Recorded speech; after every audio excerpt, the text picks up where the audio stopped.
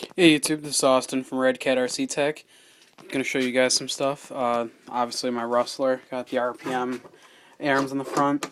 Hoping to go brushless with this thing sometime soon. Anyways, this video is mainly made for a friend. His name is Shane with XelerateGaming.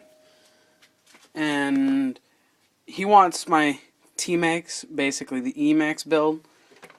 And well, I'm just going to show him basically what has been done and what needs to be done.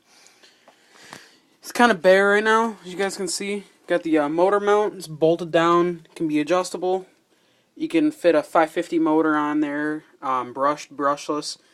I have the tall mount, so you can plug in, you can pop the ESC under the motor, or if you want to run your battery pack sideways, that's up to you. Personally, I would say run the ESC under there, keep it clean. Get your normal steering servo.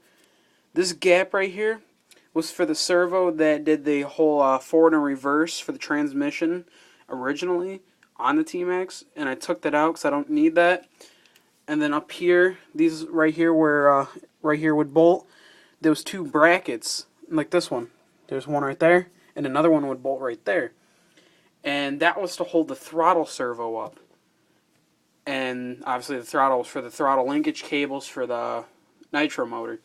Right here, this little gap, this is for the receiver box. I have the receiver box. I could put it back on there, Shane, if you want it there. Or you could do whatever the hell you want with it. It really doesn't even matter.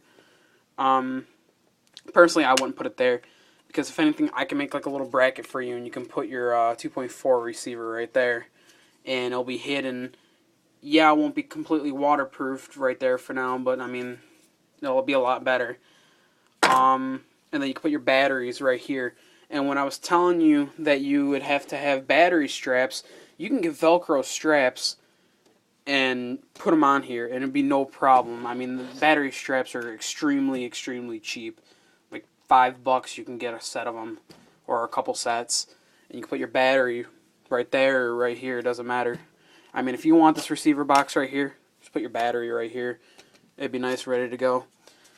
You guys can see I have my transmission torn apart. And Shane, when I was telling you that I wanted to go through it, you can see it's kind of dirty in there. So I was thinking about taking it out to my garage, and I have like a little like a cleaning type of sink. Like it uses like basically like a WD-40 solution. And I can go in here and clean all these parts, make sure everything's all done up. I'm going to replace the bearings. I have bearings for this, so I'm going to replace the bearings before anything. As you guys can see, this right here, one second, one of the bearings that are on there. This is the forward-only conversion shaft, so it's only forward, meaning like when I put my other shaft in, the other shaft I have is the single-speed conversion kit.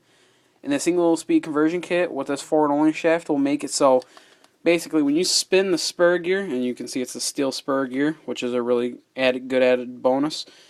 When you spin that, all the shafts will spin. With the normal T-maxx transmission, if you can sit here and spin this shaft, the spur gear and shaft, as fast as you want, and nothing would happen. It would not move forward because of the fact the slipper clutch, which before I decided to do this conversion kit, I was going to fix the slipper clutch because I completely fucked it over. And I spent like the $10 on the slipper clutch, and I just never replaced it because I decided to go with the whole brushless, or not brushed, but electric solution. As I said, I have the other shaft. I might replace it because there's a little bit of wear and tear on here, because when I honestly did have a motor and ESC on here, and I played with it and bashed it a little bit, but I think I kind of tore it up a little bit because I was using my dad's friend's Sidewinder from Castle Creations. And the way I did it the first time, the way I built this transmission, I was using really crappy bearings, so it wasn't really good, and I didn't have it sealed. When you get these little kits, this is like the box that the forward only comes in, you get like a little bag of screws, and me being dumb, I did not put the screws in. As you can see, all these holes in the front for like different things, I did not put it in there. I did not put the screws in the holes and plug them up, and that's why they're dirty as hell on the inside, and I think that's why that shaft is messed up. This is a brand new shaft. I just put it in there like a day ago, And the other shaft that I have upstairs, either I'm going to put that one back in or I'm going to replace it. Shane, if you want me to replace it, just tell me and I will replace it for you before I even dare put this transmission back on, this E-maxx for you. As said, you got the aluminum frame, basically. And as I said, this is because of the T-maxx. And since it's going to be the E-maxx, this is going to make it even more durable because the E-maxxes have the plastic frame. Why? I have no fucking clue. They're shitty. But anyways, that's basically it. I have the original 27 megahertz TQ3 that came with it on release date.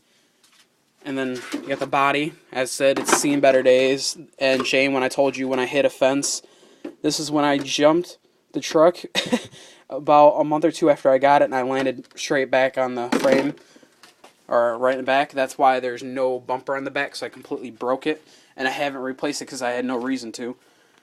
But as said, everything's here. Got the rear part of the drive shaft, out drive, the other out drive. Everything's gonna be put on.